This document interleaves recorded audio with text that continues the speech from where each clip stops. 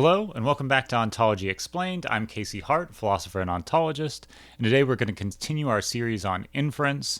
In the previous video, I showed how we can go into the protege viewer to look at an ontology, turn on the Hermit reasoner, and see what happens.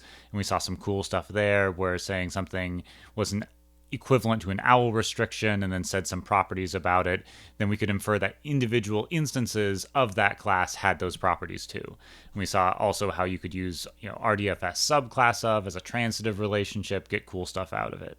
Today I'm going to show a different way to do inference with just using SPARQL queries. And this is a great method if you want to be really minimal. You don't want to have to support some out-of-the-box inference engine, which can also be really expensive because sometimes those inference engines are trying to do reasoning over a wide variety of different rules, and you want to just have like a really targeted specific rule. Well, if you want to do that, we can just write a query, a SPARQL query, that finds the patterns you want, and then construct the triples you want out of those patterns, and then we can drop them back into the graph. We're going to see this with just a simple example. I've made a new small ontology that's just got a couple pieces in it, toys that we can play around with, and I'll show you how we can construct those queries that will then generate those inferences that we can drop back into our graph, and then we've materialized them. With that said, let's go take a look at the turtle file and get to doing some inference. So as you can see here, we have a pretty small ontology. I think it's like 18 triples in it. Not very much, so we can go through all of them. We've got two classes, horse and Shetland pony. Shetland pony is a subclass of horse, and a horse is a subclass of animal. I don't explicitly mention animal here. Outside of that, where at least there's no triples where animal's the subject. And we have four named individuals, Jackie, Snowball, Casey, and Alex. Casey and Alex, well, Casey has a sibling of Alex. Casey's a person who owns Jackie and Snowball. Jackie's a horse. Snowball's a Shetland pony, and Alex is categorized as male. That's all we got, and that's all we're going to need in order to do a little bit of inference. So the next thing is to drop over into the query file, and the cooking show analogy, right, or whatever, the cookies were already in the oven, now I'm taking them out. So I took those triples that you just saw, and I loaded them into a local Jenna graph, and then have a Fuseki endpoint over it so I can SPARQL query it. So we can just see here, if I query all the subject, predicate, object patterns from this and look at them, we can see they're just the triples that we have from before. Casey has sibling Alex, and Casey owns Jackie and Snowball, etc. Excellent. So now we want to generate some rules. I've got 3 example rules that we want to create together and see how we can get the triples and then drop them back into the graph. So male siblings are brothers. So let's say that I want to conclude, right, because we've got Casey and Alex is male, and Casey's sibling is Alex. So we want to say that Casey has brother Alex. So we're going to say person 1 has brother person 2. That's what's going to be the end result. And I want to go get someone. So person 1, a person, and let's say they have sibling person 2, and if person 2 is a person and categorized by male, and we run that, hey look, we went to our graph, we found all the persons that have siblings that are another person, and that person is male, and then we can say that they're brothers. And that's the inference that we want to power. And if we had a bigger ontology, more entities, we could go see whether this applied to others, and we can conclude a whole bunch of brother relationships. Sweet. We also have this has sibling piece, right? I went from person 1 has sibling to person 2. We could like enforce the symmetry of has sibling. If A is a sibling of B, then B is a sibling of A, so we could materialize that triple if we wanted with some rule like this. And then all I'm going to do, right, if I'm doing a bunch of extra work here, we could create some new turtle file, right? And so we could call this like inferences.ttl, and then we can go to our inferred results. See if Casey can be a little smoother at his key bindings here. Okay, and then I can make it a little bigger on the screen. So now I'm just going to keep track of all of the inferred triples that we want, and then we'll drop them back into the graph in just a minute here. So that's rule 1. Male siblings are brothers. We generated some triples, and we'll be able to drop those in our graph. Rule 2, owned animals are pets. This one's going to be a little trickier, but I'm just going to say something like this. I guess I was thinking that the person has pet if we say own. Probably different ways I could interpret this. So we've got our pattern right before is that I own some things and those things are animals. Then we want to say the things that I own are the pets. So if we have person, I guess this doesn't need to be person 1. There's only one person in this example.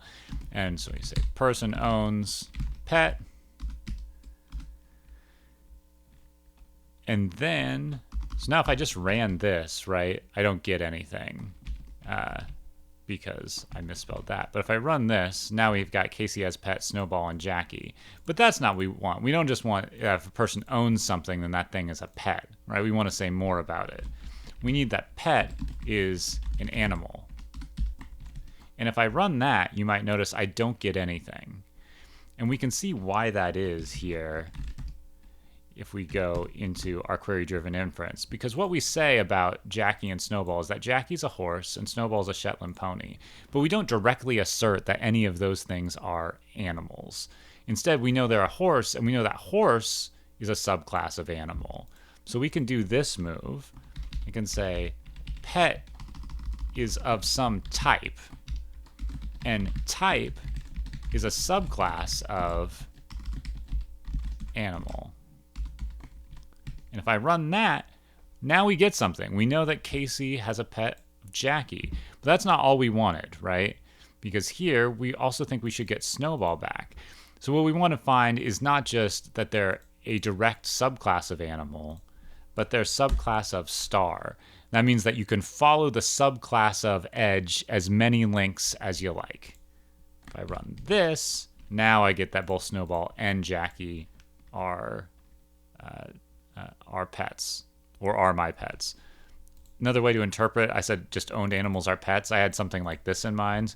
It also could just be this, pet a pet, right? And so this is a way to declare. So if a person owns an animal, then that animal counts as a pet.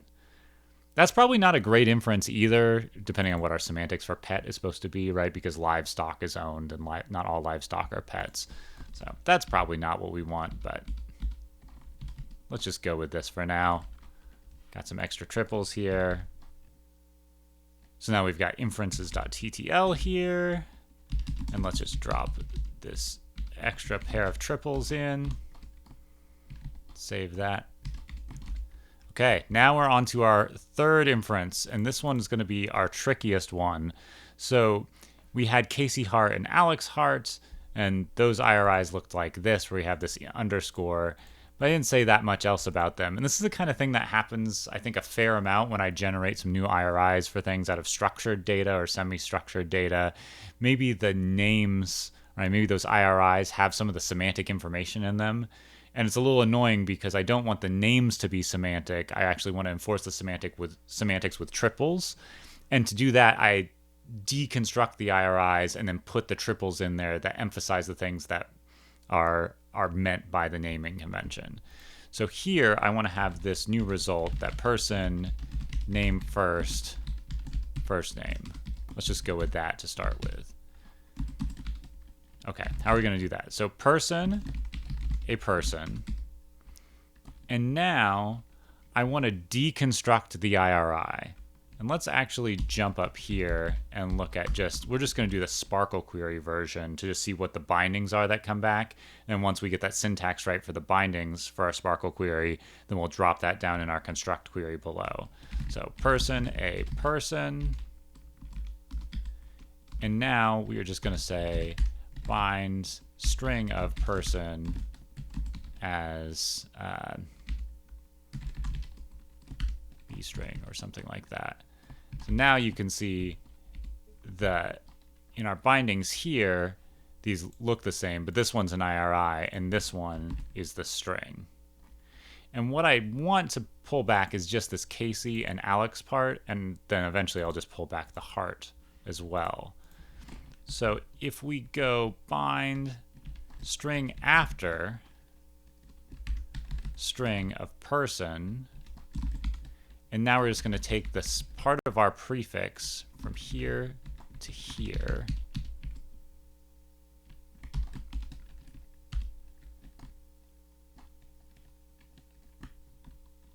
And let's run that query. Now you notice the string that we get is just the name at the end. So basically I turned this IRI into a string and then just dropped all the stuff that's part of the prefix. And now that's actually enough. I'm just going to take this bit down to my construct query because I think I know what I want. So now I've got enough to get this Casey heart. And let's just see here, if we just name this as fname and construct it, you'll see, oh, look, that name first is Alex Hart and Casey Hart. Now that's not what we want, but we're pretty close, right? The first name, we want just the stuff before the underscore. So I can just go string before of all of that stuff. Give me the string before the underscore. Bingo, got it. And now, if I just want to go for some extra credit, let's do the whole thing, but we're just going to go the string after, if I can spell correctly, and that'll be our last name. So we've got person first name, and then name last, L name, and run that. Bingo. Now we've got some more triples. Okay. Drop this in, save it, and now we're going to take this and I'm going to go put this into our graph. So I'm just going to go off screen here, add some data to this inference file, select a file to add, and I called this inferences.ttl. Open, upload that. So we put 7 more triples there. So now if I come back to this, and I want to just write a query against my graph, and I just say person has pet. So these were triples that were not present before, right? We didn't have this. But now when I run it, I get Jackie and Snowball as owned by Casey in both cases. And that's all we need to do. This is the entire bit of SPARQL-driven inference. You essentially create your rules, and your rules are if-then rules. So the where is the if part, the antecedents, and then the construct is the then. So you say, go find graph patterns that match this, and then generate triples that look like this. And then all you need for your pipeline when you do this is some way to run these queries, take the outputs, and then put them back into the graph. You can also, instead of doing a construct here, you can just do an insert. The way I'm doing it here, I actually prefer a construct. And doing a construct and then adding it to the graph fundamentally feels like we're doing the same thing. This would actually be kind of interesting if someone out there knows the implementation better than I do, if there's a real big difference between constructing and then dropping those into the graph versus doing an insert. Maybe one's a little bit more efficient. I've never felt that in my day-to-day work. But that's a thing that's worth thinking about, especially if you're doing something on really large scale. Then maybe you can find, slight conveniences or speed ups can make a pretty big difference. Inference is going from stuff that you already know or accept and then generating new claims, new beliefs, new information. And we showed how you could do that today by writing SPARQL queries.